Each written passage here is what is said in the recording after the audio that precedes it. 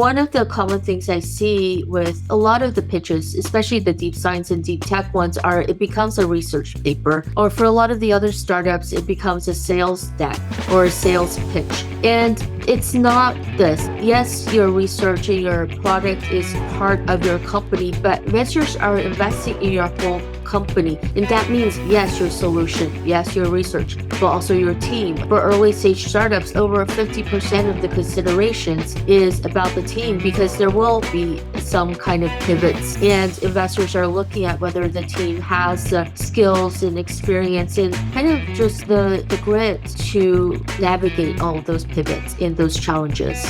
So when you're going through the interview process for, say, McKinsey, they'll do the case interview questions and they'll say, how many food delivery drivers are there in New York City? And it's funny because I go through this first initial part with founders a lot of times and I ask, why do you think they asked that question? Their response is, oh, because they want to know about the market segment. I'm like, no, they ask that interview question because they want to know how you think and how you map out the solution. And the market size slide is the same thing. It's like VCs who invest in that startup space already know the numbers. They're only looking at that slide to see whether you know the numbers as a founder. I look at that slide to see whether the founders are pie in the sky dreamers or they're realistic. Welcome to the Invisible Ink podcast. I'm your host, Shubha Chakravarti, Chief Financial Storyteller at Achieve. Our guest for today is Patricia Liu. Patricia teaches courses on startup pitch decks at Stanford Continuing Studies, Stanford Healthcare, startup accelerators, and at VCs. She also advises startups through Harvard Business School Startup Partners, Stanford Angels, and the NASDAQ Entrepreneurial Center. Patricia is an angel investor and serves on the MIT NorCal Angel Selection Committee. She spent 10 years at Accenture before pursuing an interest in the culinary profession that led her to the test kitchen at the Thomas Keller Restaurant Group. She earned her undergraduate and master's degrees in computer science from MIT. Now, here's Patricia. Hello, Patricia. Welcome to Invisible Ink. We're so excited to have you here. Hi, Shubha. So glad to be here. So we've talked a few times before this, and I've seen your bio, and you've got a very interesting professional journey. You started off with computer science at MIT, and now you're teaching pitching at Stanford. Walk me through that journey. Yeah, so I graduated from MIT with my bachelor's and master's in computer science. And I went somewhat of a typical route. I went to work at Accenture in consulting. And I was at Accenture for 10 years. So consulting to Fortune 500 companies, managing, delivering multi-million-dollar projects for them. And when it came time to think about my next step to senior executive, I thought, well, let me take some time off and make sure this is what I want to do. And I've always loved cooking. So I thought, let me go to culinary school. And during culinary school, I thought I would just get sick of cooking if I were cooking every single day. And I didn't. And the first kitchen I got into out of culinary school was a place called the French Laundry in Napa. And so I really enjoyed my time there, and I went on to cook at several other Michelin-starred restaurants before returning back to work for Chef Thomas Keller. So it was a wonderful time. I loved it. And about a few years ago, I became an angel investor and still am on the selection committee for MIT Angels. One of the meetings, someone mentioned that out of everyone there, all the other angel investors who are talking about the companies, I was the only one talking about their pitch decks. So that kind of started me thinking about this whole topic of pitch decks. And then I had an opportunity to teach at Stanford on pitch decks. I was introduced to them by someone who I had mentioned that I love to teach about pitch decks. And that really started my journey into this whole topic of what makes successful pitching, pitch decks, and the whole fundraising journey. That's fascinating. You've had all of these roles, and I really could not have picked more different roles for each of those chapters in your professional journey. Has there been like one thing that has popped out, or a theme, or a learning, anything that has been kind of consistent through all of that? Yeah, I think it wasn't until my this third career that I'm on right now that I realized that really through these three different careers, so Accenture and then cooking and then here now doing teaching and working with early stage companies with their pitch decks, I realized that it's really using a lot of the same fundamental skills. It's about thinking and considering whether it's considering the client if I'm consulting or considering the guest if I'm a cook in hospitality, and then considering the audience or the investor for people who are fundraising and pitching. So from that perspective, it's all very same skills, same fundamental thinking, really thinking in principles, not tools, being intentional, paying attention to detail, that awareness, and all of those, it's all the same fundamental skills. And this is why I think that through everything that we're doing, if we really dig deep, we really recognize these skills that we've picked up over the years through our different experiences. And if we apply those in that way, then we are able to really do so much better. As you were talking about, I could almost imagine like it's building a pitch deck is kind of like cooking a fancy dinner because you pick the ingredients you want and you figure out who's going to eat it and how best can you put them together. So I'd never thought about it that way. So you talked about these fundamental principles, and I'll be honest, it sounds a little abstract. Like here I am, I'm a founder, I'm trying to put a pitch deck together, and you're telling me all these, they sound great, right? But I have to create a pitch deck. So can you talk about what does it mean from a concrete perspective? What does it mean when you talk about foundational principles and applying foundational principles when you're doing something as concrete as pitching in a high stress situation? Yeah, so it's very interesting that I meet with a lot of founders, especially for early stage startups. I often start the conversation by asking them, do you know the difference between a loan and investment? And it's surprising that most of them do not. And this is the key to really why you're pitching in the first place, why you're creating your pitch deck, how you're approaching investors, right? Because someone who loans you money, they are expecting that money back, and there is a contract to that extent that they're receiving that money back plus maybe some interest in a certain amount of time. With investments, there is a certain amount of risk for a much larger return. But that return is on the conservative side, 10 times in a handful of years, 5 to 10. Every company, every investor is different. But it's really keeping that in mind in how do you demonstrate the potential of you, your team, and your venture in a way that shows it's very clear that is the potential for that amount of return on that investment. So that is a really good example. I'm a finance person at heart. So you had me at loan and risk, right? So, you talked about being on the investment committee for MIT Angels and seeing all these pitches come through. Does any story kind of pop in your mind in terms of somebody who did it really well and somebody was completely clueless, had a great product, great idea, but were completely clueless about what exactly you were looking for in terms of that return? Yeah, I mean, I could talk all day about common mistakes I see, right, or things that people could do better. So MIT Angels, we primarily invest in deep science and deep tech. We have about 500 angel investors, and we do due diligence together, though we make our own individual investments. And it's a great group because there's always at least a couple of people in the group who has the expertise in that company's field, so they can give us some guidance about how to perform due diligence, how to look at it.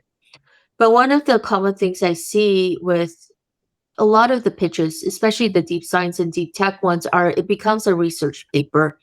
Or for a lot of other startups, it becomes a sales deck or a sales pitch.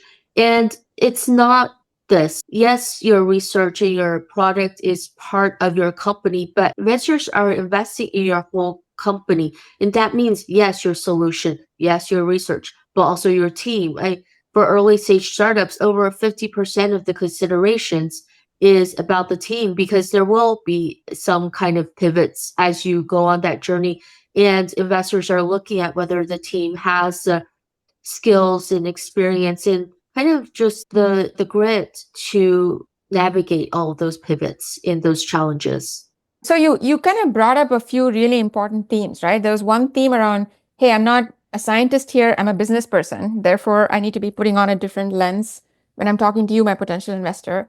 I heard a second theme around I'm not selling a product, but I'm still selling something, i.e., the prospects in my company. And then I heard a third theme around, okay, there are a lot of intangibles here. It's hard to put a number on it. That may be hard for like a deep science or science tech or deep tech person to put their heads around. So it's hard to kind of bring all of these together in a cohesive, cogent format. Is there, and you Yes. talked earlier about like some kind of foundation, is there like a thread through all of this that helps you Yes. anchor? Let me make it very clear. Okay. So earlier I talked about what makes an investment a worthwhile investment, right? That amount of return in a certain amount of time, right? And I often tell my students and clients that I consider myself the intelligent but ignorant investor. What does that mean? It means that I'm intelligent enough to figure things out and to invest, but I'm most likely ignorant, which literally means without knowledge about your particular industry, because most times it's deep science and deep tech. So I think that for a startup to get the buy-in, to get that investment, one thing really needs to happen is the investor needs to completely understand the company at a high level, so much so that they can comfortably and confidently explain it to someone else. Because if you look at when you pitch to VCs, you're pitching to maybe one or a couple of partners, right? But they're going to have to then get other partners on board, right? To make the investment, to make that final decision, right? So when they're explaining it, they need to get to that level of being completely comfortable and confidently selling your company, right? So that's one. And also, I think that investors, people in general, until they fully understand something, and when I say fully, I don't mean that they know all the details, but they can know it at a certain high level and very comfortably and confidently explain it. Until they get to that point, they're not able to get to the excitement, right? Would you ever get excited about something like a technology or even a concept that you really didn't understand that well?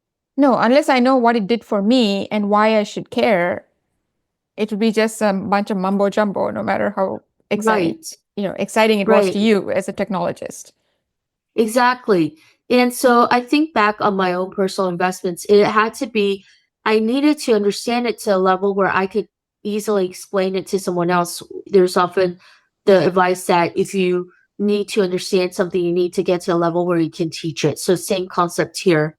At that point, then you can then figure out whether you're actually excited about it. But that level of comprehension needs to happen.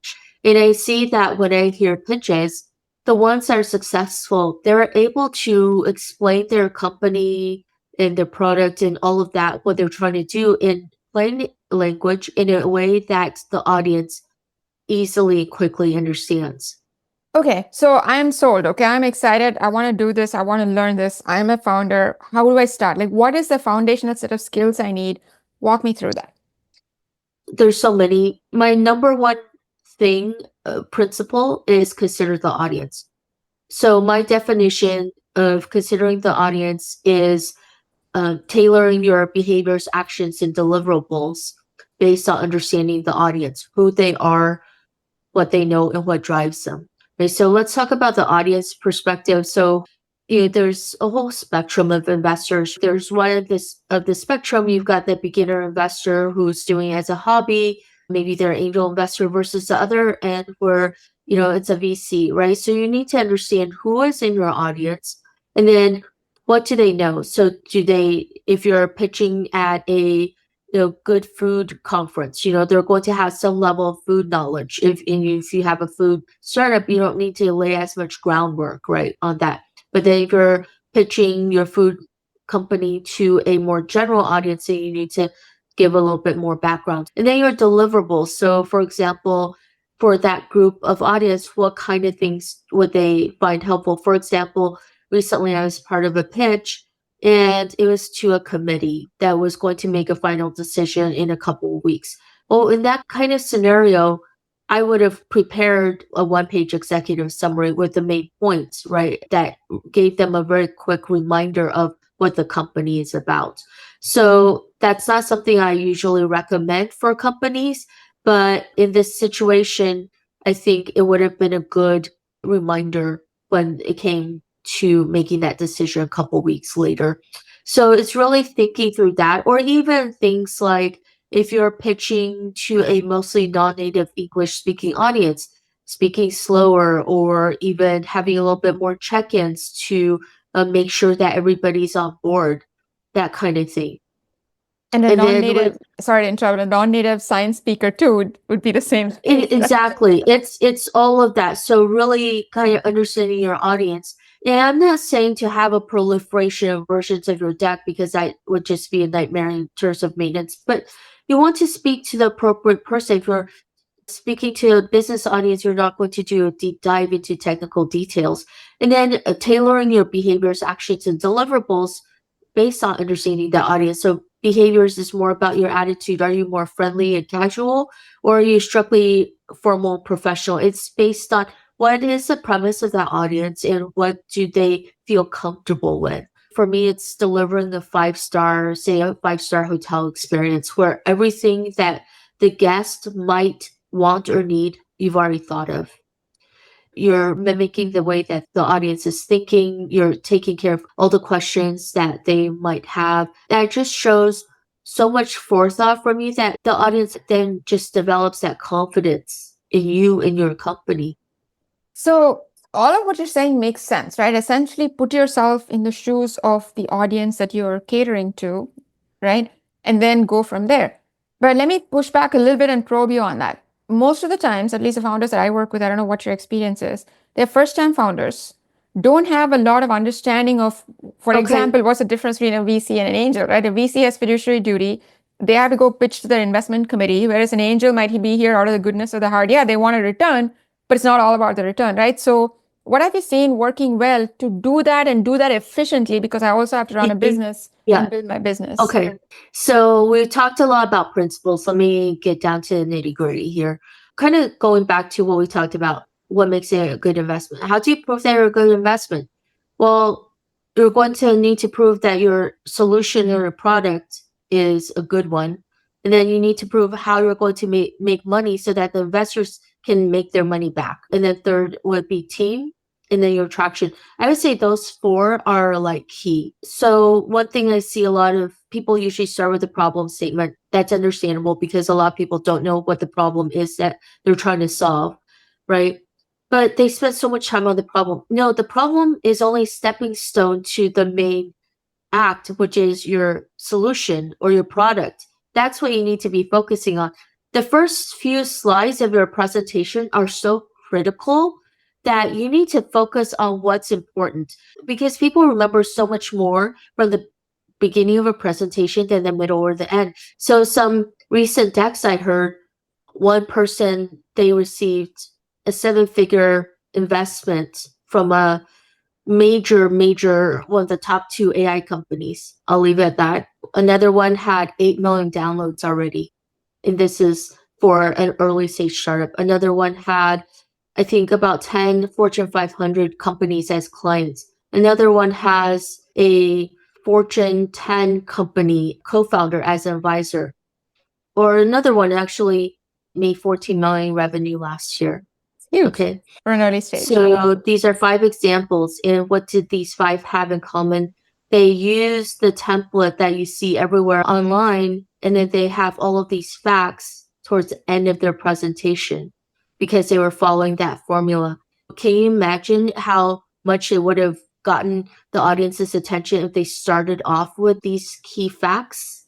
So it's really thinking about this. So I talked about the 4 pieces of information that you need to cover. Make sure it's very clear, the solution or product, your business model, how you're going to make money. What are you selling to whom and how, right? That's around the business model. And then with your team and traction. I'm not saying in a particular order, but these 4 things, plus what's impressive about your company. So then you think about what's a logical way to lay this out in a way that I don't like to use the word story, but it's a logical narrative that explains your company in that way. A couple of things, right? So I like to tell founders, go to pitch events and listen to other people's pitches. And then afterwards, test yourself. What was that company's problem solution business model? And what was the one impressive thing about them? And then you'll immediately see whether they succeeded or not. And then what founders need to do with their own decks is to give their decks to someone else who's never seen their deck before, and then have them read it for 3 to 5 minutes and then take it away and then test them on that. What was the problem solution business model? And what was the one impressive thing about the deck? And these are such quick activities, but they tell you immediately what really came across. Then you need to validate, is that in line with what you wanted to come across? So here, a couple of questions here, right? So one is you have to actually understand what is impressive about your company, which means that you have to have a sense. Sometimes it's obvious, right? It's like big revenue numbers. It's having the marquee clients or funders and all of that stuff. Maybe that's easy. Are there areas where maybe you've seen founders missing the obvious, not just putting them at the back because of the template said so, right? The template told me to, so I did it is not what I'm looking for, but something where they truly missed the significance of what they've accomplished. Are there examples that kind of come to mind? And are there ways that the method of first principles thinking that you're advocating would help to unearth those things? One example is a company, I had heard them pitch twice. The first time they had mentioned the founder has over half of the patents in their space. That's very impressive because that means you definitely have a great moat and barrier to entry is all set, right? But then the second time that they pitched, they forgot to say that and they don't have it on their deck. And that was a kind of a big miss because that's a very impressive thing that would really make someone feel very comfortable investing with that company versus another company or make that company stand out. So we talked about the business model, we talked about the solution, the team, and the traction as being pretty critical. I want to round out some of the points on the pitch deck that also come into play. So the first question I want to ask on that is, are there ways, so understanding, you have to kind of tailor it to the audience and their expectations and needs. Are there things that you see that are definitely not the right way to do it, or clear errors that you see founders making on these 4 pages? And then I'll come to the next section. Yes, in general, people put in too much content. 90% of the time, they put in too much detail. People get really overwhelmed by long and dense slides. Just like if you received a really long and dense email, before you even read it, you're just like, oh, you just kind of seize up, right? And so that's what happens with pitch decks as well. You just see so much detail and then you retain and understand even less than you would have if there was less information.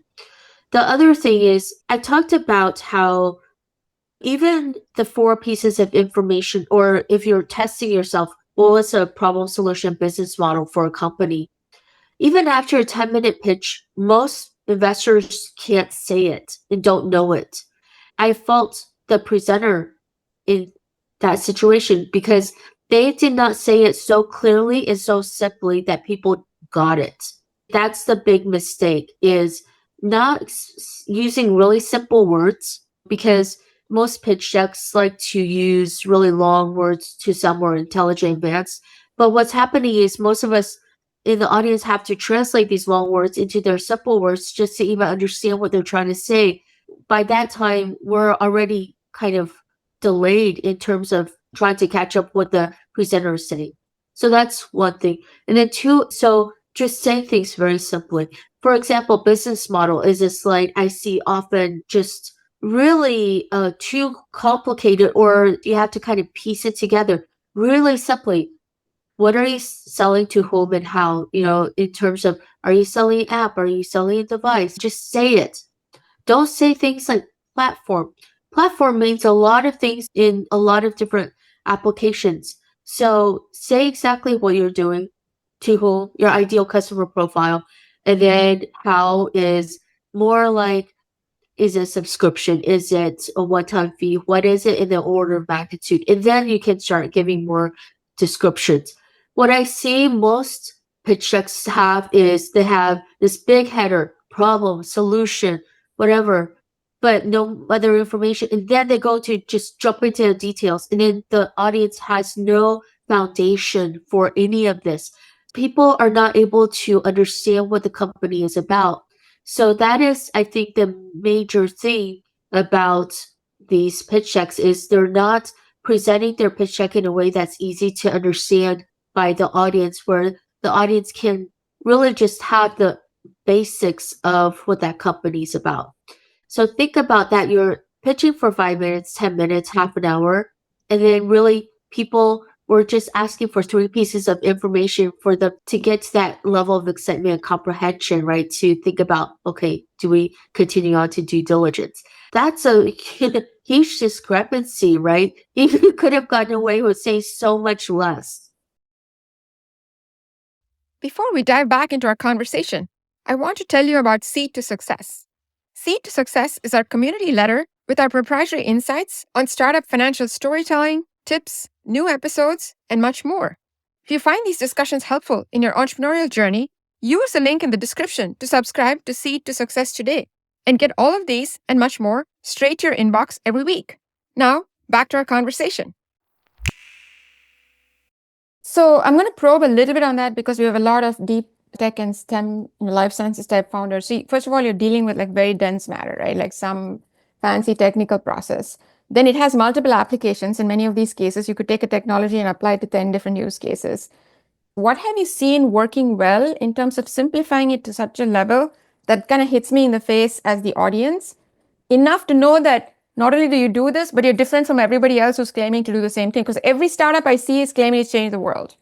Yeah. So the startups I think that have done it well in terms of their pitching is, regardless of whether they're deep tech, the couple of ones I'm thinking about were deep science. They were able to explain it in very simple terms and very matter of fact, just super simple to the point that pretty much anyone can understand it. And they were able to adapt their pitch deck in a way to really hit on the main points of what's impressive about them. One of them, I remember I saw a pitch at Startup World Cup, and they had some kind of body monitoring kind of test that was many, many times faster than like the traditional route.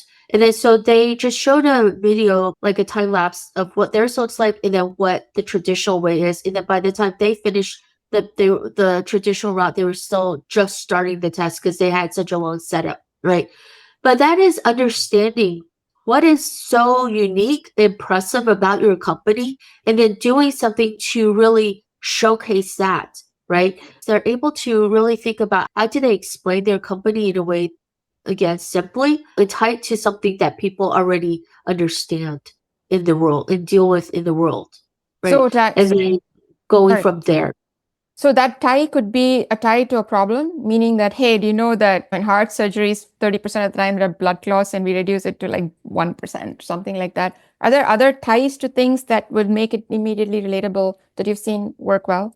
I think back on my own investments in companies that I've been interested in. It's either that it ties to something I know, or they explain the problem and then show me something that is just so amazing that I'm blown away. Got it. Yeah, that makes Yeah. sense. And I do understand the challenge, I guess, is what the startup founders challenge is each case is so unique that you have to kind of walk through it one step at a time for your own self and then figure out what is the right way to do it. So one thing I do want to say is I do find that engineers and scientists struggle with this more so because the whole disciplines of science and engineering, you're trained to be comprehensive about everything that you're presenting, right? Or is saying, or needs to be exact and accurate. I think this is the challenge for them, is to really abstract out so much so. And then this is the part where it's so important to either give your pitch deck to someone else to read or pitch it to someone who is not in your field and have them repeat it back to you. It's you can very quickly see how much of it they actually understood. And it's not just about what they say, it's about their demeanor. Do they sound really shaky on the details or what they're trying to explain? Because once the companies have pitched successfully, after one time of hearing, you're pretty confident. You're like 80% there, like, okay, I got it. I understand the importance and the significance of this. Even for deep science and deep tech companies, you understand, okay, I totally get it. So it sounds like Yeah. a binary yes or no, right? I mean, no matter what the application, no matter how deep the technology, you have to pass a threshold where somebody appreciates the magnitude of the problem, what's so unique about your solution, and the kind of the crux of your solution enough to say, this is different enough and it's attacking a problem that's big enough that I want to hear more. I mean, that's all you want to get them to. So it sounds like you strip away everything else that's not serving that one purpose. Is that a fair characterization? Yes, it is really, this is why I love the pitch deck because it is like writing poetry. You are distilling down to the core, to the essentials of your company. And this is why I don't create decks for people because you learn a lot about your company in the process of doing this. You learn about what is really at the core of what you're trying to solve and what you're trying to do and who are your customers, etc. Great. And then I want one other question on the pitch deck, which is the four elements you mentioned, absolutely critical. But then there's also other things like, okay, you have to talk about competition, you have to talk about whatever else, right? Are there other things Yeah. that pop into your mind that you see frequent So errors or? yeah, so this is competition and market size are good examples of fluid thinking and how to think a little bit more critically because I always ask my students, okay, how many pitch decks have you seen where the company didn't say they were the best or they said that, oh, we're second best? No one. So then what is the point of the competition? And everybody is saying that they're the best, right? Because if the competitors that you're showing are still in business, you're true competitors, they got to be good at something that you're not telling me about, right? So there's a very healthy dose of like doubt in that, right? So with competition slide, the more interesting problem that the founders don't have an answer to is a barrier to entry in your moat. And it's not about what the competition looks like today, but it's about what is preventing another competitor, a bigger one, from throwing money at it and developing something better in a shorter amount of time, right? So it's the competitive landscape is not rethinking how do you have that conversation? How do you demonstrate that you have that moat? You are bringing something unique. There is a barrier to entry to what you're doing. With market size, all of them, whoever has a market size slide, it's just those three numbers, right? TAM, SAM, and SOM. And I laugh too because I'm like, so when you're going through the interview process for, say, McKinsey, they'll do the case interview questions and they'll say, how many food delivery drivers are there in New York City? And it's funny because I go through this first initial part with founders a lot of times and I ask, why do you think they asked that question? Their response is, oh, because they want to know about the market segment. I'm like, no, it's they ask that interview question because they want to know how you think and how you map out the solution. And the market size slide is the same thing. It's like VCs who invest in that startup space already know the numbers. They're only looking at that slide to see whether you know the numbers as a founder.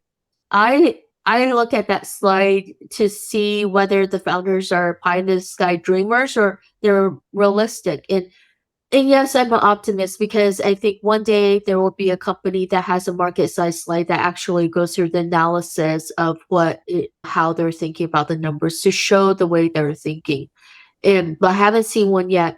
This is why I talk about the fluid thinking, analytical thinking, critical thinking, and thinking from the audience perspective, right? Because when you put together those numbers, it is the equivalent of saying we're going to be the next unicorn and not providing any real analysis or logic behind that. It it's saying, okay, these are three numbers, believe me. Okay, How do you do why? it? And how are you Critical. going to get there, right? Totally with you. Awesome. I love that. So I want to round out the pitch deck section, and then I want to go into this fluid thinking because you've talked about that quite a bit. So are there like big errors that you see in people in addition to whatever you've said now? Are there like high level themes, patterns of things that typically people get Yes. wrong? Yeah. So I talked about having too much content. The other is not considering the audience. The other big one is not having an overall logical narrative. So when I work with people, companies, the first thing I'll tell them to do is to show me the slide sort of view of their presentation. So that lays out all of the slides on one screen I see at a very high level. Because a lot of them will start off with problem, solution, and then business model, and then two slides in back to solution. It's like all over the place. They don't even realize that. But ultimately, you need to lay out your whole narrative in a way that's a logical flow so people can actually follow and understand what you're saying. Sometimes they have 20 slides, 30 slides, and then their business model is not there, or their traction is not there, or they will have competition as slide number 3, but then the solution is much later, that kind of thing. So it's that overall narrative and making sure that you're laying it out in a logical manner. And yes, what I talked about before, your impressive information first, the critical information early on, so that so people get interested, they understand. So if I'm starting from scratch, what have you seen work well in terms of how do I approach putting together a pitch deck that can be a good skeleton for all these different audiences? There's a few things. So I talked about the solution, business model, traction, and your team, right? And also your ask. Ask always comes at the end because investors kind of tune out after that. So I say ask should always be at the end. And then, okay, you start brainstorming, what do I want to say in each of those topics? Then I would think about, okay, looking at what I would do a brainstorm on listing out all the impressive things about my company. And then choosing which one do I think would get the audience's attention, kind of starting with that. And then with the solution, some people say, oh, you have to have a problem slide. But I say, if you have, say, a window cleaning robot, do you really need a problem slide? No, people get it, right? It's a very relatable type of solution. So think about what kind of company do you have? Is it something relatable that everybody already knows? In which case you can build in the problem into your solution slide. We're doing this to solve this. You don't have to put a lot of background on that.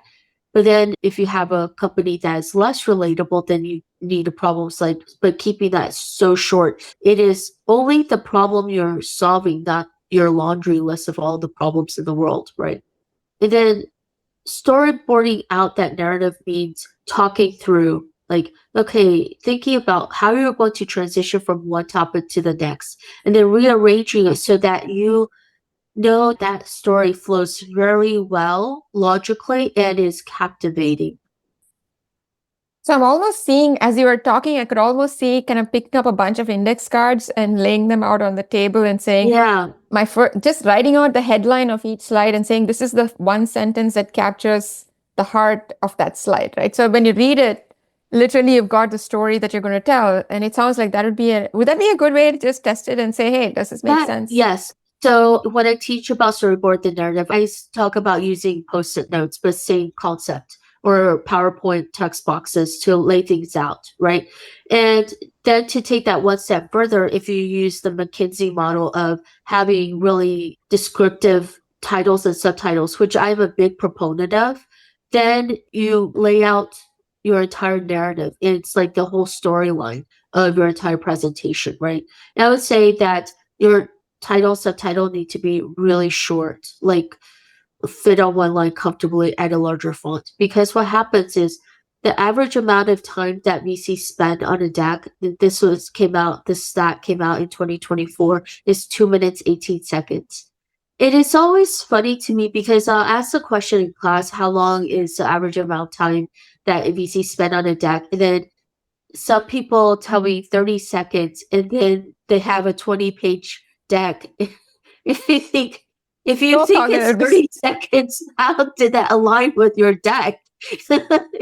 So, but it is 2 minutes, 18 seconds. And I'll say personally, because I do review a lot of decks, I usually know what's going on by slide 2 or 3. Was your question how? Like what is that trigger to you? It's all of the hidden clues, right? It's about how they lay out information, whether there is a sense of logic in how you explain something, how much information you have. Even fonts tell me a lot about that company and how they're laying it out. What are they saying? How are they saying? If they're using a lot of buzzwords, or if they even have a tagline that says, we are AI powered, blah, blah, then it's like they miss the point. Why? because I'm just curious. Why? everything is AI nowadays. So when people have that kind of deck, I will often ask, "Oh, do you use computers too?" Because because Love it. I love it. nowadays it's It's where's a web computer enabled. powered I have a web enabled solution, business. Yeah. Okay. right? It is to that point now. Unless you are a true AI at your core, you're developing something particular for AI, you should not lead with that. It is the exact problem or your solution that you have. The AI part should not be the main thing that you start off with anymore. These are all the hidden clues into where that founder's minds are at. How do they have that sense of logic? Are they able to speak in a way that follows kind of business etiquette and being professional? Can they explain something without just doing deep dive into details? Can they consider the audience, right? Because if they're doing that deep dive or they're not laying it out that's easy to read, then it is also it's not considering the audience. And I think considering the audience, why is that so important? Well, one is so that you're presenting things in a way that the investors understand, but more so than that, it tells me that they're able to consider the other party. So considering the audience means that they can consider the customer, which is critical for that company's success. I love it. I never thought of you. What you're saying makes total sense, but I didn't put those two together until just now, which is that this is the fastest, probably most reliable single data read you can get into a founder's thinking is through the pitch deck, which I hadn't captured. I hadn't quite put those two together, but now I did. So I want to kind of shift gears slightly and talk about fluid thinking, right? You've talked a lot about fluid thinking. It sounds still abstract to me. So can you help us understand what you mean by fluid thinking and how I can become more proficient at fluid thinking? Fluid thinking is about adapting to new situations and solving complex problems and thinking fluidly without exact prior knowledge or experience, or using your previous understanding and knowledge towards the new thing. So whether it's your pitch deck or your company or even a new career, it's all of that, right? It's really about adapting to new situations and solving complex problems, thinking flexibly, things like that. Right. So when I started cooking, I learned how to make pizza. And I remember someone who developed pizza recipes for a wood oven company. And he said, always use both hands to put the toppings on. And because you're using both of your hands, you're fully utilized. And I thought that makes so much sense, right?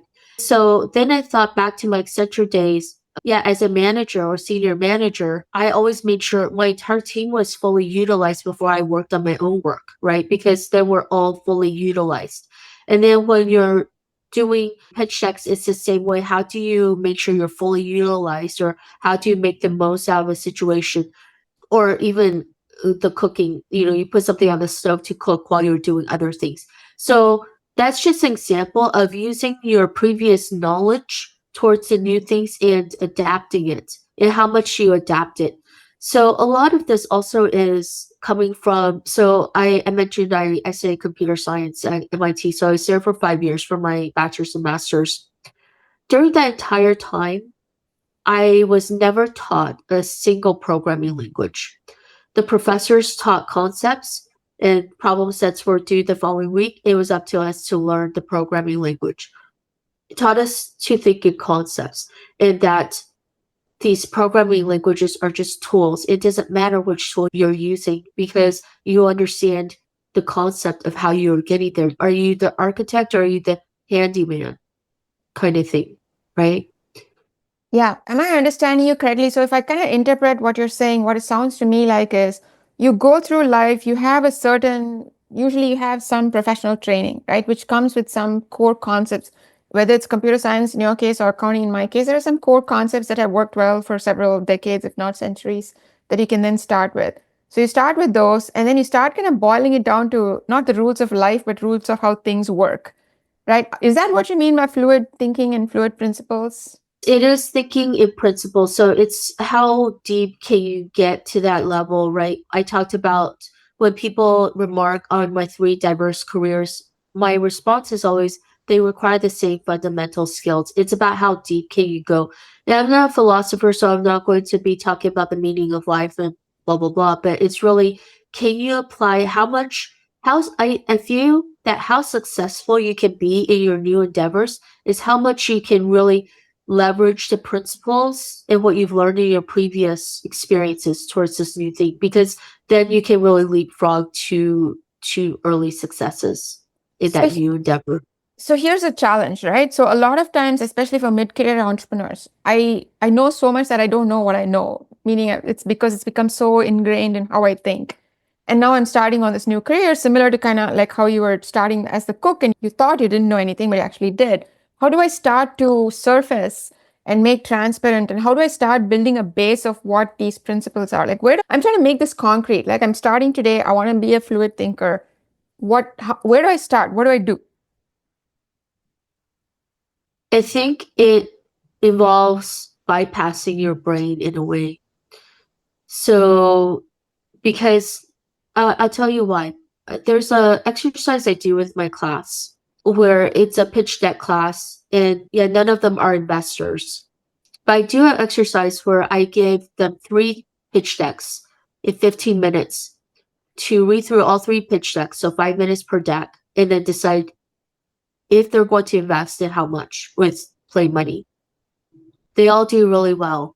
The reason I do this exercise to teach the concept of thinking, because we all have that skill, but we don't realize we know already how to think from an investor perspective. But it is only until when we are under that time crunch where we're not really thinking and over analyzing, but we're just using what we already have to get through this activity, that we realize we already have the skills we need to think from the investor's perspective, to make investments, to do that.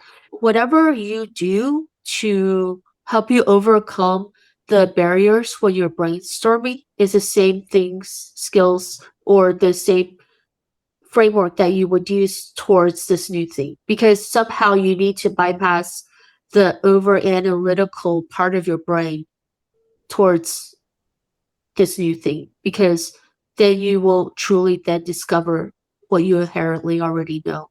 Does that make sense? It makes total sense. So I know you didn't say you said you're not going to talk philosophy. It sounds very Zen to me, but that's a good thing, right? So you want to bypass the ego. I get that. I'm all about that. So one way that typically people do, and people, especially in Zen philosophy, they talk a lot about archery and how at the moment of releasing the arrow, so obviously one way is practice. So the archer has done it so many times that at that moment, he or she just lets go of the brain and practice takes over.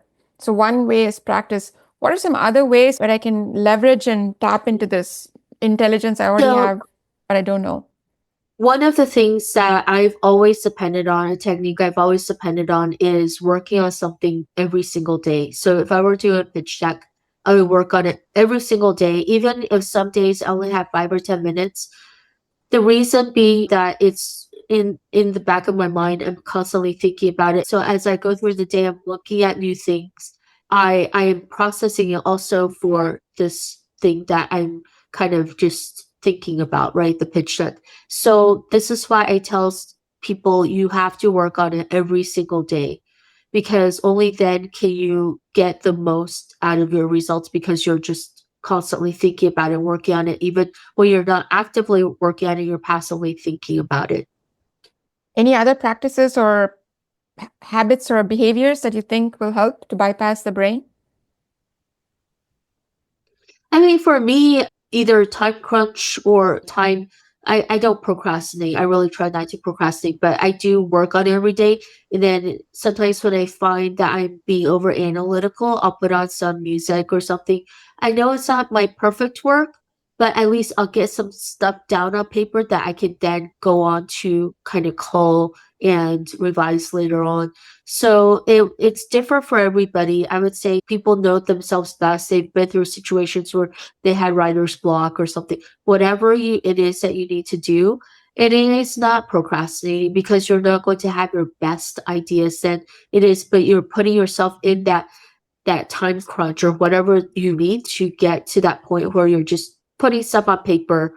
Who cares? You're not thinking, no lens, no filter, just putting it down and then kind of going through that.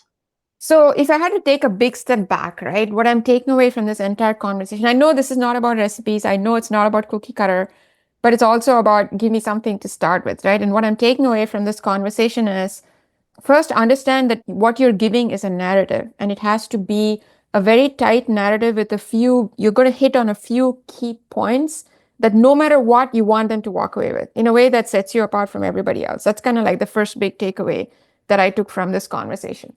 The second big takeaway was the purpose of those 3 points, whatever it is very specific. You're asking a certain person to make an investment in you, right, for this conversation, which means they understand what's unique about you, they understand what your risks are, but they also are excited enough to say, I want to take that risk. And you give them the tools and the whatever ammunition they need to get them past that bridge and saying, yes, I'm going to make. That's kind of like the second big point. The third big point I kind of took away is doing that is not a one-time event, but it's learning to train yourself in a method of thinking where you bring your whole self and everything you've done in the past, trusting that you have a lot of what it takes, even though you might not have everything that it takes, but enough to get you started and going on some momentum. And lastly is to train yourself to kind of, how can I put this? To train yourself to keep building it one step at a time so that the effort compounds and the returns compound to your thinking and you get the best result. The last takeaway of which is, hey, it's not just a pitch deck. It is actually the one insight they have, the one data point that they're going to get. It's a kind of the thin slice theory, right? Like they make judgments based on thin slices of data, and this is a thin slice on which they're going to make a call on you. So don't ignore it and don't just think about, oh, it's just the pitch deck, I can convince them. It's actually the one sample they have of everything behind it. It has many layers behind it. Those are the 5 kind of main takeaways that I took from this conversation. Is that a fair characterization of? It is. It's a really good summary. And I would say I often compare pitch decks with resumes in job search, right? Where your resume, how much time do you spend on a 1-page or a couple-page resume? A lot of time. How much time did you spend on your LinkedIn? Hopefully quite a bit. But it is what is kind of the barrier for you to get to that next step, to invitation to interview or the invitation to pitch for a pitch deck, right? And one thing I wanted to add, one of the things I was thinking about is with the flow of thinking, it's when I had the opportunity to develop culinary classes for Thomas Keller, and I said, let's teach techniques, not recipes. Let's teach people how to think about cooking, right? So they can cook anything. And so that's what we did. Because if you just teach recipes, which templates are, you can only do that one thing. But if you teach about techniques and how to think, then you can do anything, so much more. Awesome. So we've covered a lot. Is there anything that you wished I had asked you, but I didn't? No, I mean, it is a great conversation. And to conclude, let's say I'm inspired. I have a pitch coming up in a month. I'm now introduced to this method. What takeaway would you give me tomorrow morning? What do I start one concrete thing doing to move towards this goal? I would say give the deck to someone. If you have a deck, immediately give it to someone, and a colleague, friend, or whoever, and do that test of what they actually understood and retained. Of those 4 questions, right? The basic questions really are problem solution. What's my problem solution business model? That's a basic. Just ask them. And then would you invest? Why or why not? So you don't even go to the team interaction. It's just, do you understand the essence of what I'm trying to do here? Yeah. Yes. Because that will tell you immediately where you're lacking. And then that's where you start. Awesome. And because if you don't cross that barrier, there's no further conversation. They don't care about a team because whatever you're doing is not important enough. Awesome. This has been an amazing conversation, Patricia. I really appreciate the time you took to walk us through it. And I'm sure all our founders will be super interested and will also benefit a lot by it. Thank you so much. Thank you. Bye, Shubha.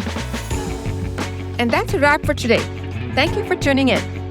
If you find these conversations helpful in your own journey, please subscribe to Seed to Success, our weekly community letter with tips, insights, resources, and more. If you have any other questions relating to startup finance or financial storytelling, send them over to me at chakras@achieve.co. That's chakras@achiiv.co. We'll see you on the next episode of Invisible Ink. Now, go achieve.